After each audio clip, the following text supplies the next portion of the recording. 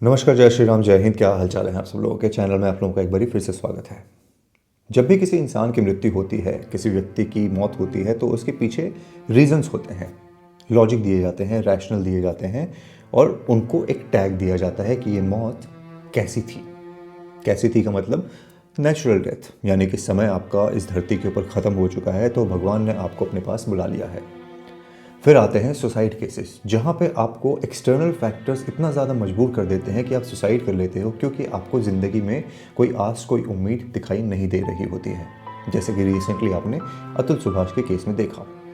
अब ये अलग बात है कि अतुल सुभाष के केस में जितने भी आरोपी थे उनको बहुत ही जल्दी, बहुत ही आसानी से बेल मिल गई है।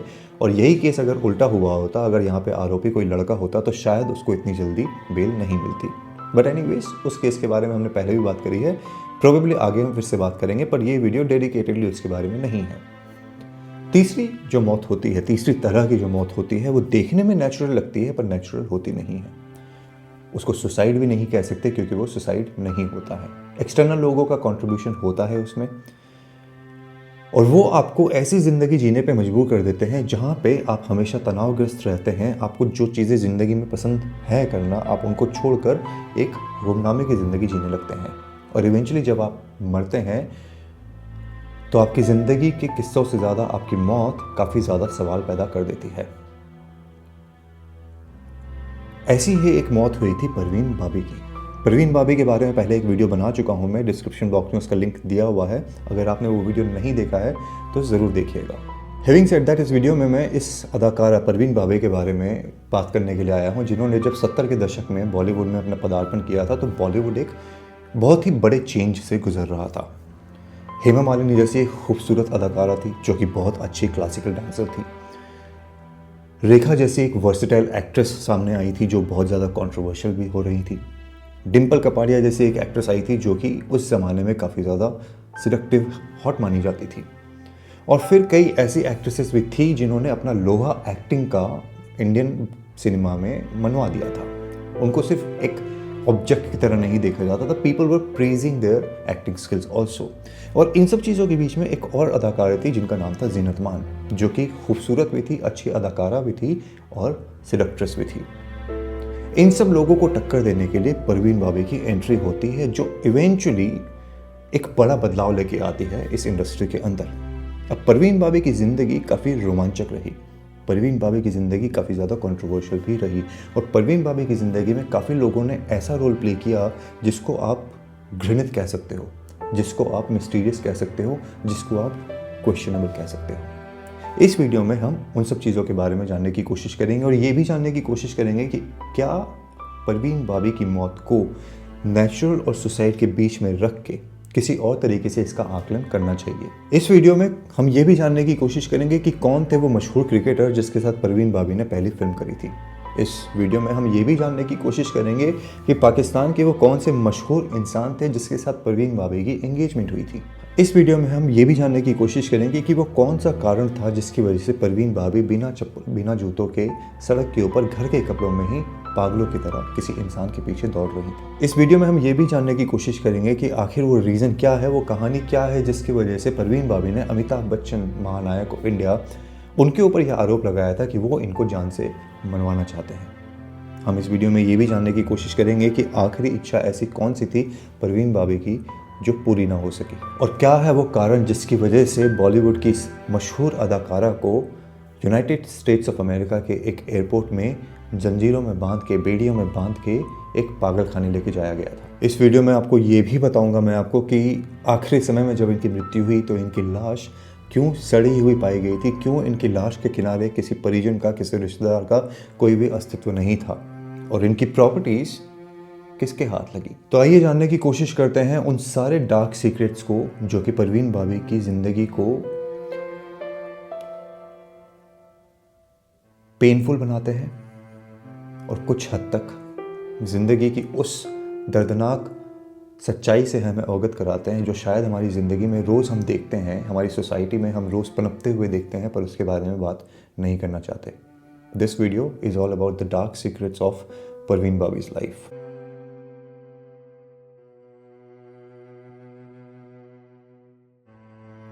मुझे नहीं पता आप लोगों में से कितने लोगों को परवीन बाबी का पूरा नाम पता है।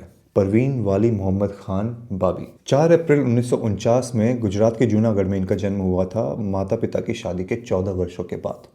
इकलौती संतान, पर इस संतान को पिता का सुख ज़्यादा समय तक नहीं मिल पाया और जब ये 10 वर्ष की थी तो इनके पिता का देहांत हो जाता है। परवीन भाभी की पढ़ाई अहमदाबाद के माउंट कार्मल हाई स्कूल में हुई। उसके बाद जेवियर कॉलेज से ही इन्होंने इंग्लिश ऑनर्स में ग्रेजुएशन करी। जब परवीन भाभी की पढ़ाई चल रही थी और पढ़ाई ख़त्म होने लगी थी, उस समय से ही इनका इंटरेस्ट बॉलीवुड की तरफ और मॉडलिंग की तरफ स्पेसिफिकली काफ़ी ज़्यादा इंटरेस्ट था इनका, काफ़ी ज़्यादा आकर्षित थी ये उस इंडस्ट्री से। और मॉडलिंग के अंदर मौके तलाश रही थी कि अगर उनको वहाँ पे कोई ब्रेक मिल जाए। इसी दौरान इनके ऊपर नज़र पड़ती है एक प्रसिद्ध निर्माता निर्देशक जिनका नाम B.R. इशारा था और वो इनको देखकर काफ़ी ज़्यादा प्रभावित हुए। पहली नज़र जब उनकी परवीन भाभी पर पड़ी थी तो परवीन भाभी ने एक मिनी स्कर्ट पहना हुआ था, हाथ में सिगरेट थी और इनके इस एटीट्यूड को देख के, इनके इस बोल्डनेस को देख के B.R. इशारा इतने ज़्यादा प्रभावित हुए कि उन्होंने इनको तुरंत अपनी फिल्म के लिए साइन कर लिया। मॉडलिंग करियर तो चल ही रहा था और साथ में ये फिल्में मिल चुकी थी जिसका नाम था चरित्र। पहली फिल्म बॉलीवुड में एंट्री हो जाती है। पहली फिल्म में इनके साथ को एक्टर थे क्रिकेटर सलीम दुर्रानी। हालांकि ये फिल्म जब बॉक्स ऑफिस पर आती है, सिनेमा थिएटर्स में रिलीज़ होती है तो कोई ज़्यादा कमाल नहीं दिखा पाती, मोर और लेस एक फ्लॉप साबित होती है। बट परवीन भाभी को नोटिस किया जाता है। ये कहना बिल्कुल सही होगा कि हालांकि ये फिल्म फ्लॉप हुई पर परवीन भाभी ने पीछे मुड़कर नहीं देखा। और फिर आता है 1974 का वो साल जो इनके करियर में एक डिफाइनिंग मोमेंट लेकर आता है। इनको काम करने का मौका मिलता है आपके महानायक अमिताभ बच्चन के साथ। एक फिल्म थी जिसका नाम था मजबूर। ये फिल्म थिएटर्स में रिलीज होती है, सुपरहिट साबित होती है और यहीं से परवीन भाभी के करियर की रफ्तार तेजी पकड़ना शुरू करती है। जिस दौर में अभिनेत्रियां अमिताभ बच्चन के साथ काम करने के लिए लालायित रहती थी, उस दौर में Parveen Babi back to back Amitabh Bachchan के साथ फिल्में साइन कर रही थी और बैक टू बैक फिल्में रिलीज हो रही थी और हिट भी साबित हो रही थी। इन दोनों की जोड़ी को थिएटर में काफ़ी ज़्यादा पसंद किया जा रहा था, स्क्रीन पर काफ़ी ज़्यादा पसंद किया जा रहा था। पर आखिरी बार ऐसा कब हुआ था जो आपने ये सुना हो कि अमिताभ बच्चन के साथ किसी ने काम किया हो और अमिताभ बच्चन उस लड़की के साथ अफेयर ना चलाएं? यही हो रहा था यहाँ पर भी, जहाँ पे इनके बीच में अफेयर एक शुरू हुआ। हालांकि उसकी पुष्टि कभी भी ऑफिशियल तौर पे नहीं करी गई, पर चूंकि यहाँ पे अमिताभ बच्चन का नाम शामिल है तो आई एम प्रीटी श्योर ऐसा कुछ हुआ होगा, because he is a womaniser and उस टाइम तो बहुत ही ज़्यादा वुमन हंटर थे ये। इनके अफेयर के किस्से जो हैं पत्रिकाओं में आने लगे, लेकिन जैसे मैंने कहा कि ऑफिशियली कभी कुछ सामने नहीं आया। पर चूंकि हम अफेयर्स की बात कर रहे हैं यहाँ पे, तो समय में थोड़ा पीछे चलते हैं, क्योंकि परवीन भाभी का पहला अफेयर, अगर अमिताभ बच्चन थे भी, पहला अफेयर वो नहीं थे। पहला अफेयर परवीन भाभी के जो थे वो एक दूर के रिश्तेदार थे इनके, जिनका नाम था जमील। जमील मियाँ जो हैं वो पाकिस्तान इंटरनेशनल एयरलाइंस में पायलट हुआ करते थे। 1969 के आसपास का वो समय है जब परवीन भाभी कॉलेज में थी और इनकी मुलाकात जमील से हुई थी। दोनों के बीच में इश्क होता है, प्यार होता है और दोनों की सगाई कर दी जाती है। दोनों की शादी भी होने वाली थी, पर 1971 में भारत और पाकिस्तान में युद्ध छिड़ जाता है बांग्लादेश के लिए और उसी वजह से उस युद्ध के दौरान परवीन भाभी की माताजी ने परवीन की सगाई जमील के साथ जो थी उसको तोड़ दिया। अब चूंकि अफेयर्स की बात हो रही है तो आपको ये भी बता दूं कि परवीन भाभी का अफेयर डैनी के साथ भी चला था। उस समय एक ऐसी कंट्रोवर्शियल चीज़ करी थी इन्होंने जो काफ़ी लोगों को नामंजूर आज भी है। ये दोनों 4 वर्ष तक बिना शादी की एक लिव इन रिलेशनशिप में एक दूसरे के साथ रह रहे थे और लोग काफ़ी अलग अलग तरीके के कटाक्ष इनके ऊपर मारा करते थे।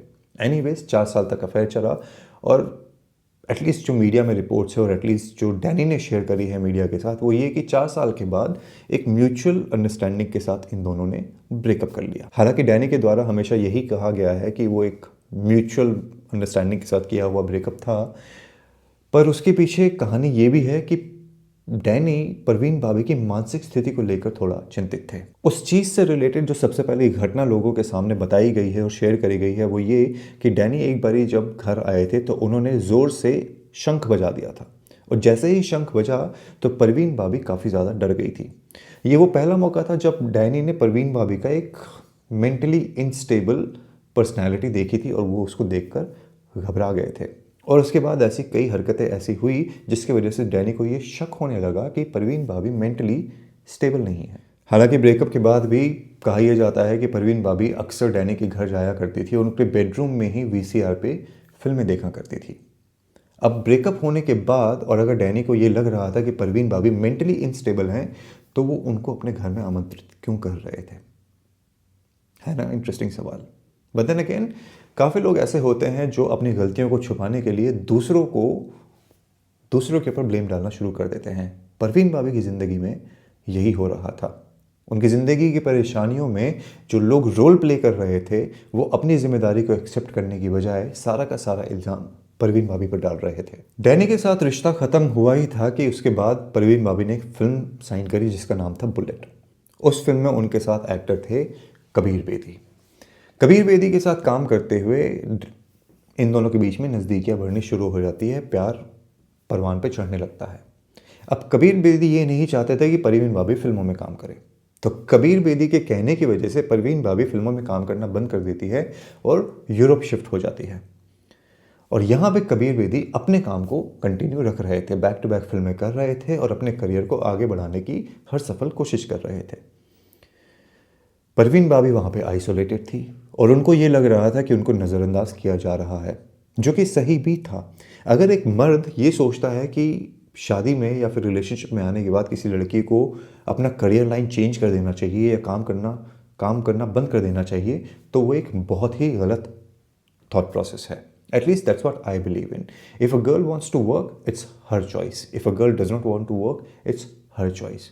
बहरहाल परवीन भाभी अपने आप को नज़रअंदाज महसूस कर रही थी और इसी वजह से उन्होंने कुछ समय यूरोप में बिताने के बाद इवेंचुअली डिसाइड किया कि this is not the life that I want, और वो यूरोप से वापस आ जाती है, कबीर बेदी से ब्रेकअप करती हैं और दोबारा से फिल्मों में काम करना शुरू कर देती हैं। कहते हैं ना कि आपकी ज़िंदगी कितनी भी अच्छी बीत रही हो, पर जब आपकी ज़िंदगी में गलत डिसीजंस आने शुरू होते हैं या फिर एग्जीक्यूट होना शुरू होते हैं तो फिर वो बैक टू बैक ही होते हैं। यही हुआ 1977 में। 1977 में परवीन भाभी को एक बारी फिर से प्यार होता है और इस बारी प्यार होता है उनको महेश भट्ट से। परवीन भाभी बॉलीवुड में अपनी छाप बना चुकी थी, अच्छा काम कर रही थी।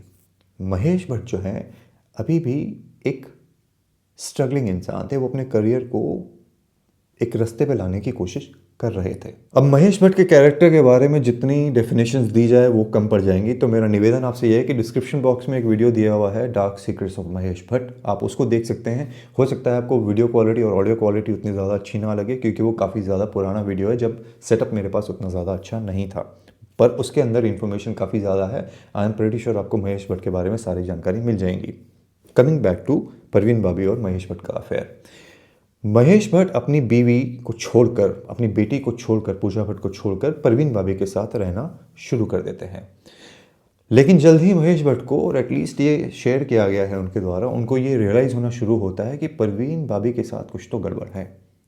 और इसका एग्जाम्पल उन्होंने एक इंसिडेंट से दिया जो कि फिल्म दीवार की शूटिंग के दौरान हुआ था मेरे ख्याल में। महेश भट्ट का ये कहना है कि 1979 में जब इस फिल्म की शूटिंग चल रही थी तो सेट पर अचानक से परवीन भाभी एक चाकू उठा लेती हैं और ज़ोर ज़ोर से चीखना शुरू कर देती हैं कि मुझे मारने की कोशिश करी जा रही है, लोग मुझे मारने के लिए आने वाले हैं, और एक शैंडलियर की तरफ इशारा करती है कि तुम लोग इसको मेरे ऊपर गिराकर मुझे जान से मारना चाहते हो। महेश भट्ट ने यह भी कहा कि जब ये इंसिडेंट चल रहा था उसी दौरान ये महेश भट्ट का हाथ पकड़ती हैं और सेट से इनको खींचते हुए बाहर ले आती हैं। परवीन भाभी की ये हरकतें लगातार बढ़ती जा रही थी और at least that's what the claims of Mahesh Bhatt are till today. और महेश भट्ट बहुत ज़्यादा चिंतित रहने लगे थे कि उनको ये लगने लगा था कि परवीन भाभी एक मेंटली इनस्टेबल पर्सन है। हमारे हरीशचंद्र महेश भट्ट साहब का ये भी कहना है कि एक बारी वो और परवीन भाभी कार में साथ कहीं जा रहे थे। अचानक से चलती हुई गाड़ी में परवीन भाभी दरवाज़ा खोलती हैं और ये कहते हुए कि इस गाड़ी में बॉम्ब है, बाहर कूद जाती है। महेश भट्ट उनकी इस एक्शन से काफ़ी ज़्यादा डिस्टर्ब हुए और उन्होंने उनको एक डॉक्टर को दिखाया। तो डॉक्टर ने उन्हें यह बताया कि परवीन भाभी को स्किज़ोफ्रेनिया नाम की एक बीमारी है।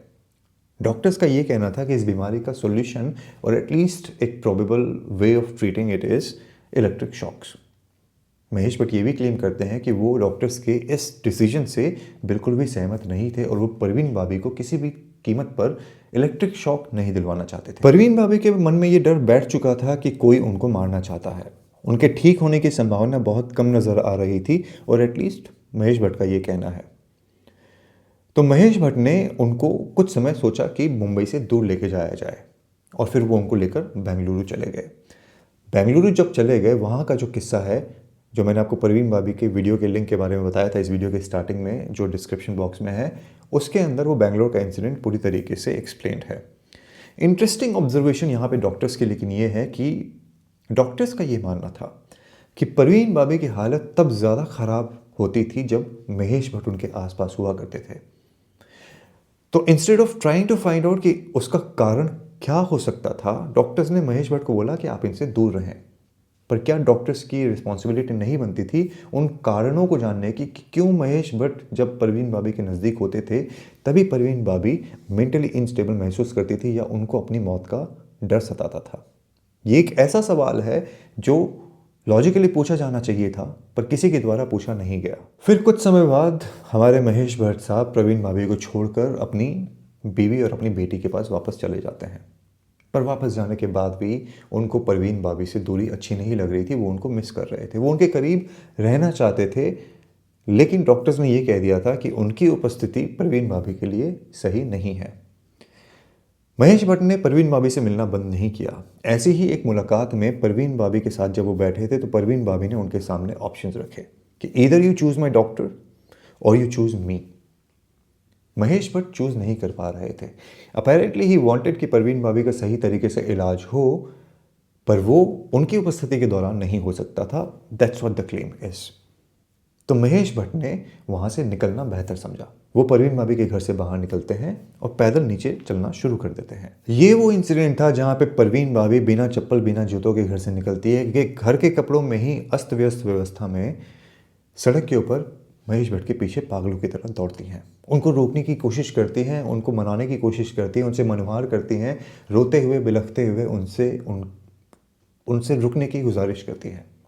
पर महेश भट्ट ने उनकी बातों को अनसुना करके अपने कदमों को आगे बढ़ाना जारी रखा और उनकी ज़िंदगी से बाहर निकल गए। एक सवाल मैं आपसे यहाँ पे ये पूछना चाहता हूँ कि क्या एक स्किज़ोफ्रेनिया वाला इंसान खुद से अपना इलाज करवाने की कोशिश करेगा?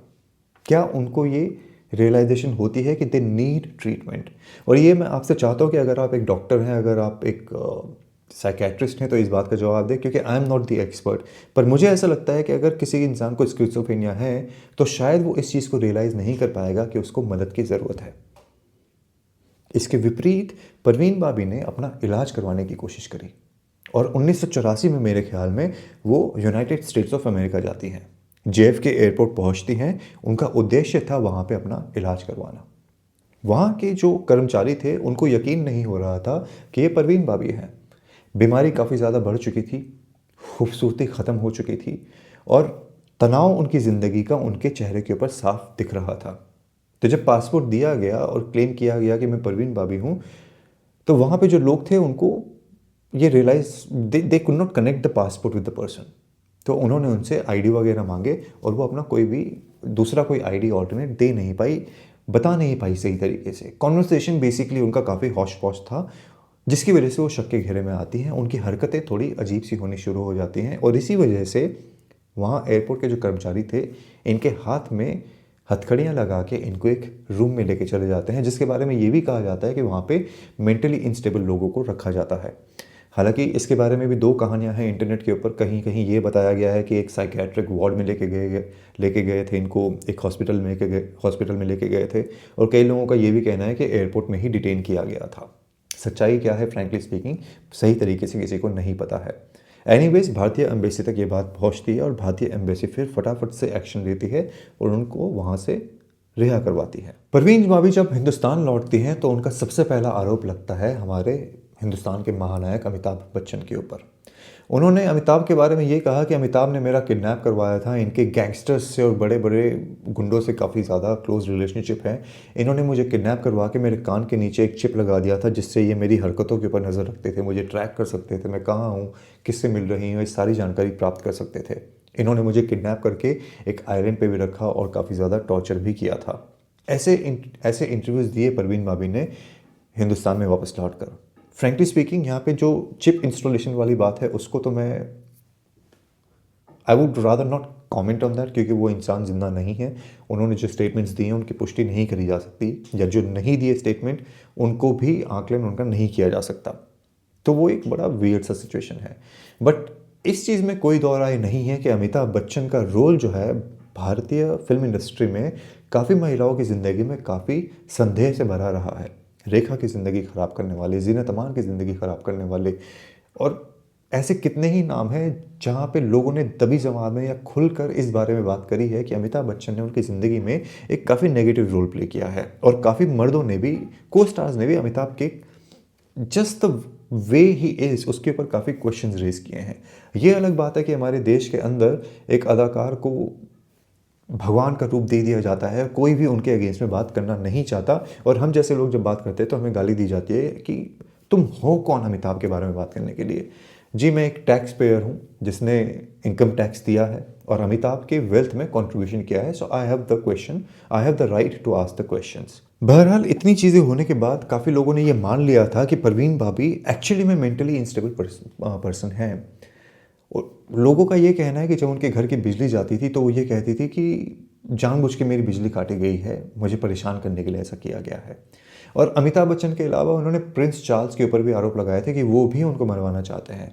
तो कुछ स्टेटमेंट्स हो सकता है क्वेश्चनेबल रेंज में आए, पर यहाँ पे आपको परवीन भाभी पे क्वेश्चन रेज करने के बजाय ये जानने की कोशिश करना ज़्यादा इंपॉर्टेंट होगा कि जो लोग इनकी ज़िंदगी में थे उन्होंने क्या रोल प्ले किया। डैनी का रोल क्या था, कबीर बेदी का रोल क्या था, जमील का रोल क्या था, अमिताभ बच्चन का रोल क्या था, महेश भट्ट का क्या रोल था।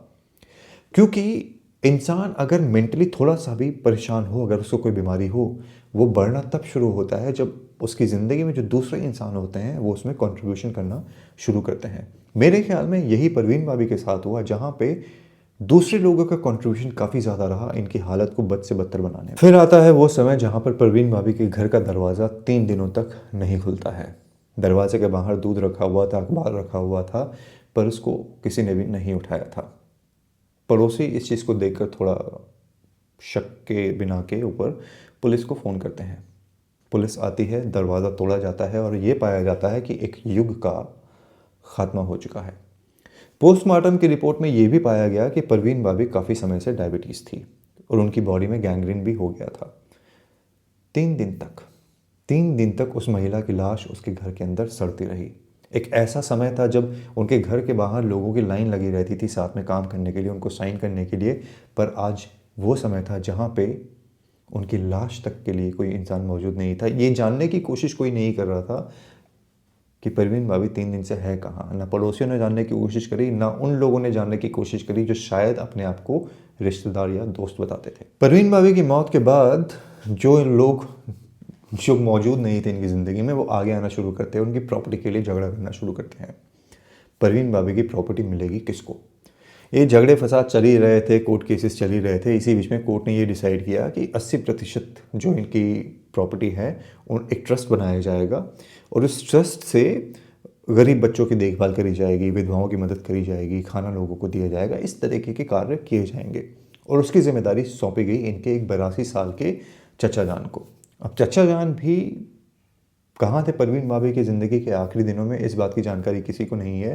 पर 82 साल के चचा जान के मरने के बाद उस प्रॉपर्टी का क्या होगा, उस ट्रस्ट को कौन संभालेगा और उसके अंदर स्कैम्स करके अपनी पॉकेट कौन भरेगा, इसका अंदाज़ा आप खुद से लगा सकते हो। कहा यह जाता है कि इंसान की मृत्यु के बाद उसकी जो आखिरी इच्छा होती है उसको किसी भी तरीके से पूरा किया जाना चाहिए, पर इस महिला की ज़िंदगी का अंत ऐसा हुआ कि वो आखिरी इच्छा भी पूरी नहीं करी गई। अपने अंतिम समय में परवीन भाभी ने ईसाई धर्म अपना लिया था और उनकी आखिरी इच्छा ये थी कि उनको ईसाई धर्म के रीति रिवाजों के अनुसार दफन किया जाए, पर वो नहीं किया गया और उनकी लाश को इस्लाम के रीति रिवाज के सिस्टम के द्वारा उसके थ्रू और जो भी उनके सिस्टम जो भी चीज़ें पढ़ी जाती हैं, बोली जाती हैं, वो सब करते हुए उनकी माँ की कब्र के बाजू में उनको दफना दिया गया। क्या आपको ये पता था कि 1976 में टाइम्स मैगजीन ने परवीन भाभी की फ़ोटो को अपने कवर पेज पे छापा था। बॉलीवुड की वो पहली महिला एक्ट्रेस थी जिनको टाइम मैगजीन का कवर मिला था। ऐसी कई उपलब्धियां हैं इनकी ज़िंदगी की जो ये दर्शाती हैं कि एक ऐसी अदाकारा जो ज़िंदगी में बहुत कुछ अचीव कर सकती थी, उसकी लाइफ को बहुत जल्दी कट शॉर्ट कर दिया गया और उनको दरकिनार कर दिया गया। This is what the overall life of Parveen भाभी वॉज। इस वीडियो में आपसे मेरा कोई सवाल नहीं है, मैं सिर्फ आपसे जानना चाहता हूँ कि what do you think went wrong. आपको क्या लगता है कि क्या क्या गलत हुआ परवीन भाभी की ज़िंदगी में और किन किन लोगों ने इनकी ज़िंदगी को ख़राब करने में एक रोल अदा किया। इसके पहले कि मैं वीडियो को समाप्त करूं, छोटा सा रिक्वेस्ट है, अगर आप पहली बार चैनल पर जुड़े हैं, चैनल को सब्सक्राइब करें, वीडियो को लाइक करें, शेयर करें, कमेंट करें, डिस्क्रिप्शन बॉक्स में जाएं, चैनल का मेंबर बन के आप फाइनेंशियली सपोर्ट कर सकते हो, ग्रो करने में हमारी मदद कर सकते हो, ताकि हम ऐसे ही इंसिडेंट्स, ऐसे ही किस्से और कई ऐसे सॉल्व अनसॉल्व मर्डर केसेस आपके सामने लेके आएँ, जहाँ से आपको कुछ सीखने को भी मिलेगा और आपको ये भी जानने को का मौका मिलेगा कि हमारी सोसाइटी किस तरफ अग्रसर हो रही है, किस किस रास्ते पर, एक तबाही वाले रास्ते की तरफ किस तेज़ी से हम बढ़ते जा रहे हैं एज अ सिविलाइजेशन। पर फिलहाल इस वीडियो को मैं यहीं पे समाप्त करता हूँ, आपकी सपोर्ट का इंतज़ार करते हुए। आज समय देने के लिए धन्यवाद। जय श्री राम, हर हर महादेव।